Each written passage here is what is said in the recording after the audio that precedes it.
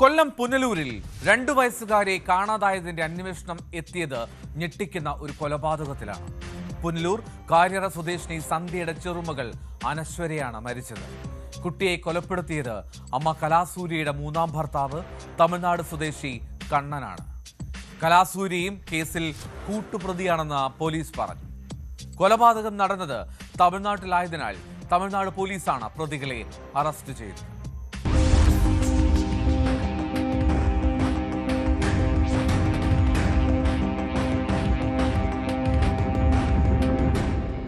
കാര്യറ സ്വദേശിനിയായ സന്ധ്യ ഡിസംബർ 2-നാണ് മകൾ കലാസൂര്യയെയും ചെറുമകൾ 2 വയസ്സുള്ള അനശ്വരയെയും കാണാനില്ലെന്ന് കാട്ടി പുനലൂർ പോലീസിൽ പരാതി നൽകിയത്.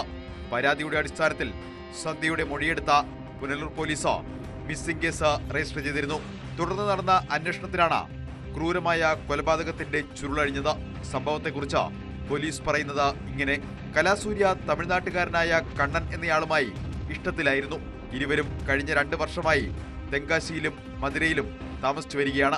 കലാസൂര്യ ആദ്യം പുനലൂർ കലയനാട്ടുള്ള ഒരാളെ വിവാഹം ചെയ്തിരുന്നു. ആ ബന്ധത്തിൽ ഒരു ആൺകുട്ടിയുണ്ട്. പിന്നീട് ഇയാളെയും കുഞ്ഞിനെയും ഉപേക്ഷിച്ച കലാസൂര്യ അഞ്ചൽ വടമണ്ണുള്ള മറ്റൊരാളുമായി ഇഷ്ടത്തിലായി. ആ ബന്ധത്തിൽ പിറന്നതാണ് അനശ്വര. ഇതിന് പിന്നാലെയാണ് തെങ്കാശി പുളിയറ സ്വദേശി 18 വയസ്സുള്ള കണ്ണനുമായി ഇഷ്ടത്തിലായത്. കണ്ണനും കലാസൂര്യയും കുളത്തൂപ്പുഴയിൽ വെച്ച് വിവാഹിതരായ ശേഷം മധുര ചെക്കാനൂരിലുള്ള കോഴിഫാമിൽ ജോലി ചെയ്തു വരികയായിരുന്നു. ഇതിനിടെ തിരികെ പുനലൂരിലെത്തിയ കലാസൂര്യയെ പോലീസ് കണ്ടെത്തി ചോദ്യം ചെയ്തപ്പോൾ കുട്ടി കണ്ണനോടൊപ്പം മധുരയിലാണെന്നും കണ്ണന്റെ അമ്മ തെങ്കാശിയിലെ അനാഥാലയത്തിലാക്കിയെന്നും പരസ്പര വിരുദ്ധമായ മൊഴികൾ നൽകി.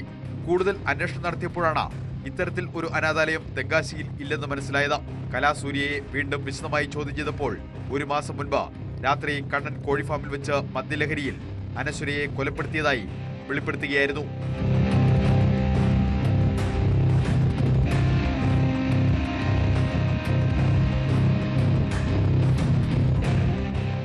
ഇതിനു മുൻപും കണ്ണൻ നിരന്തരം കുട്ടിയെ ദേഹോപദ്രവം ഏൽപ്പിക്കാറുണ്ടായിരുന്നുവെന്നും ഇവർ മൊഴി നൽകി.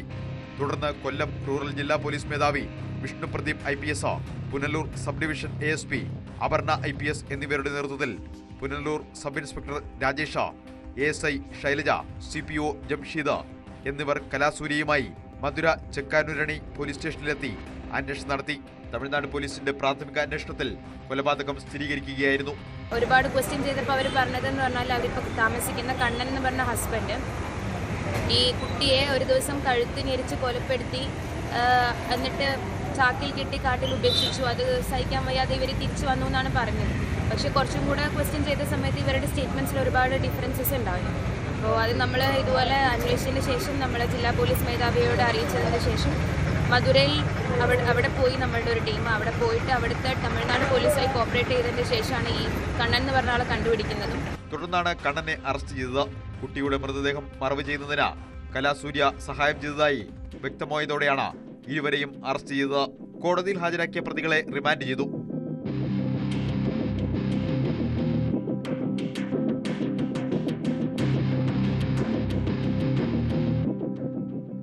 ന്യൂസ് 18 പുനലൂർ.